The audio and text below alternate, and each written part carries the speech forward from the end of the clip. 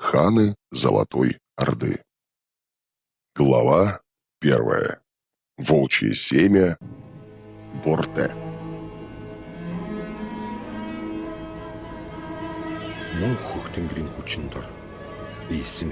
Я выжил, потому что наш бог Тенгри меня не оставил. Теперь я был готов встретиться со своими врагами. Но сначала я должен найти свою невесту Борте, а потом вернуть то, что принадлежало мне по праву.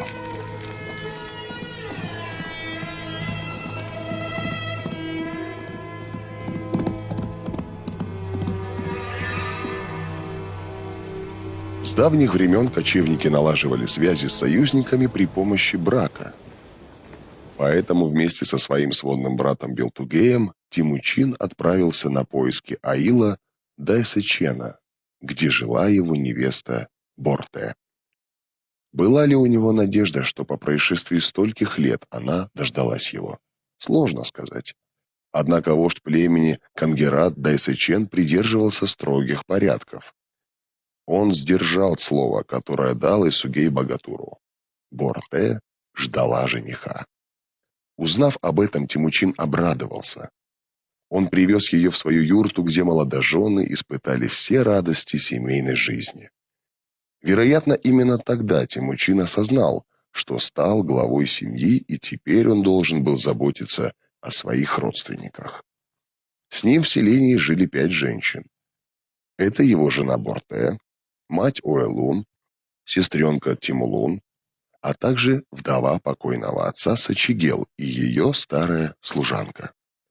Кроме женщин были еще и мужчины.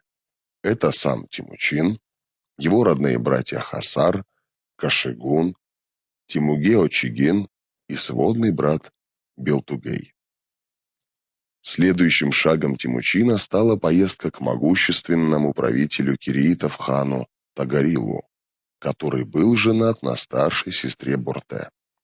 Правда, поводом для этой встречи послужило не родство жен, а другие обстоятельства. В свое время Исугей-Богатур помог хану Тагарилу расправиться с соперниками в борьбе за власть.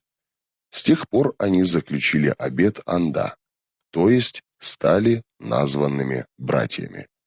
Согласно обычаю, после смерти одного из них семья покойного могла рассчитывать на поддержку Анды.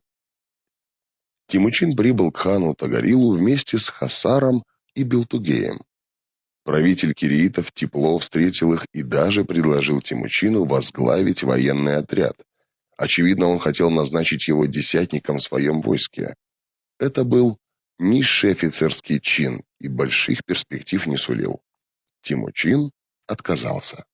Впрочем, на его решение могли повлиять и другие причины. Быть может, он захотел зажить тихой семейной жизнью и скрасить жизнь родных, которым он доставил столько неприятностей и хлопот. Как бы там ни было, но братья вернулись в селение, заручившись поддержкой могущественного покровителя.